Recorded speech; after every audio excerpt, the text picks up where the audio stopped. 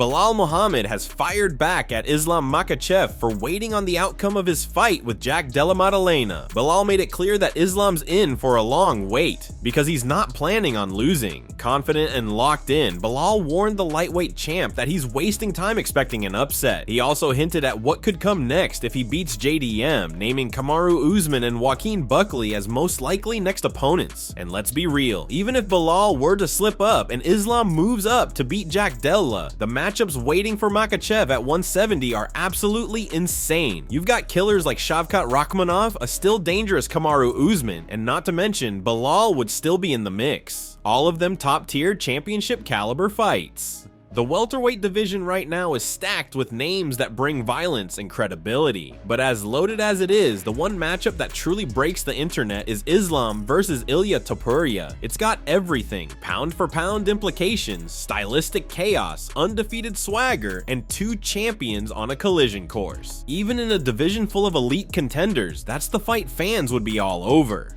Your fight is just depicts what everything else is going to happen at those two divisions. Would you agree? Yeah, it's like the jingle board, right? You got to pull it all out, and they're all just like waiting for it to happen. And I feel like Dana and all them guys are like, they're waiting too. Yeah, they probably have so many contracts. Like, all right, this, because crazy. Yeah, right? but I already told them, I was like, there's no need to wait. Like, I'm gonna win. So whatever your plans are before that, and I'm like, especially with myself, I already know there's so many people that are just like, have their draft saved of their tweet that's gonna be like, they're hoping that I lose, and then they're gonna have to keep it in the drafts, because once we win, they're gonna have to just like erase that memory from them. Who's next after this if you win?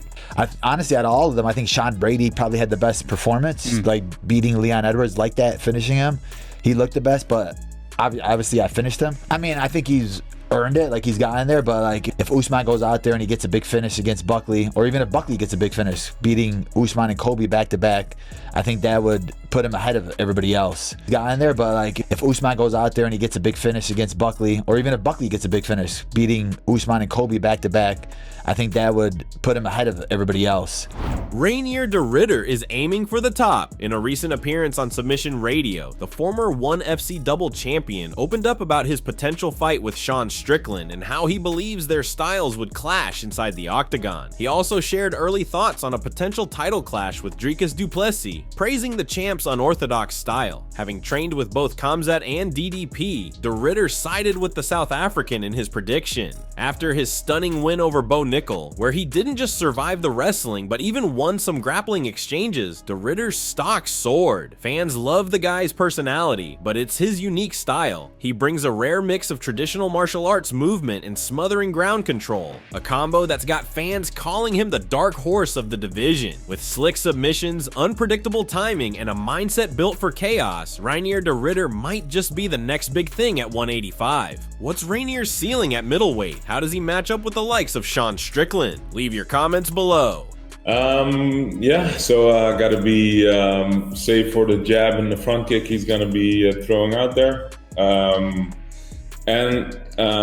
same thing as in this Bo fight, I need to focus on what I do best, and that's pressure, pushing him back, getting close. We know he doesn't take a step back as quickly. Neither do I, so I think it might be an explosive one. Because the Khamzat Dricus fight will take a little time, right? I don't think it's going to happen this summer, but I believe what I've heard, it might be end of the year. So if they give me a Sean in the summer, then I can be ready for that, to step in as an alternate maybe. What do you think is the key to beating DDP? It's a crazy puzzle to solve, because it's so... The way he moves, everything he does is so weird. The gas tank is crazy. A Georgian media outlet just dropped exclusive footage of UFC bantamweight champion Merab Dvalishvili and former featherweight king Ilia Topuria discussing the potential super fight against Islam Makhachev, and it's got fans buzzing. The video, captured after a grueling training session, features the two Georgian stars speaking candidly in their native language with Georgian subtitles. Fortunately, MMA Psycho delivers once again with the full English translation. This fight isn't just massive for Topuria, it's monumental for the sport. A showdown with the pound-for-pound king, Islam Makhachev. We're talking about one of the most electric stars in the UFC, unbeaten and brimming with confidence, going head-to-head with one of the most dominant champions of this era. It's a matchup that could shift the landscape, ignite the Spanish and Georgian fan bases, and frankly, help the UFC address a growing issue, the lack of fresh, magnetic stars. With Jones versus Aspinall and Khamzat versus DDP already stirring headlines, Topuria versus Makhachev is right up there among the most anticipated fights on the horizon. If the UFC wants a new face of the sport, Ilia might just be their answer.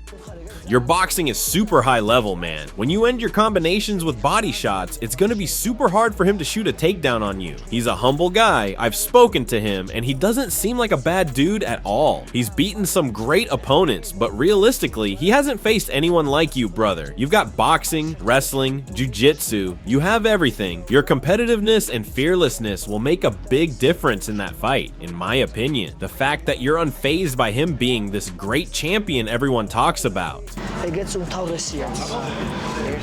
It's just another fight, man. He's just a regular guy, like you and me. I've always said I don't want to regret anything in my career. I want to reach my full potential, and in every fight, I want to show my best. So whatever happens in this fight, win or lose, I'll go to bed at peace because I'll know I did my absolute best. When I step into that cage, I want to be calm and composed. That's what wins fights.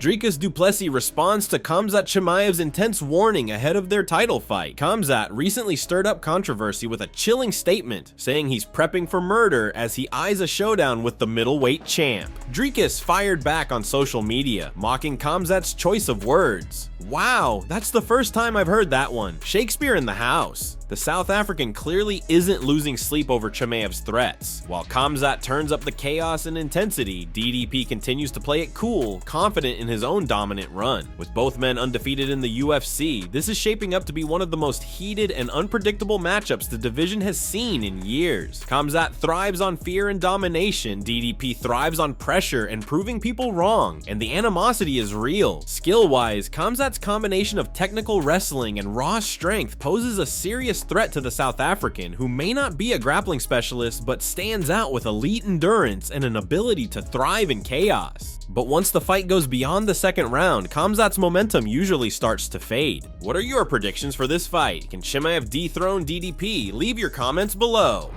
That's it from MMA Psycho. Thanks for watching. Don't forget to leave a like and subscribe for daily MMA news.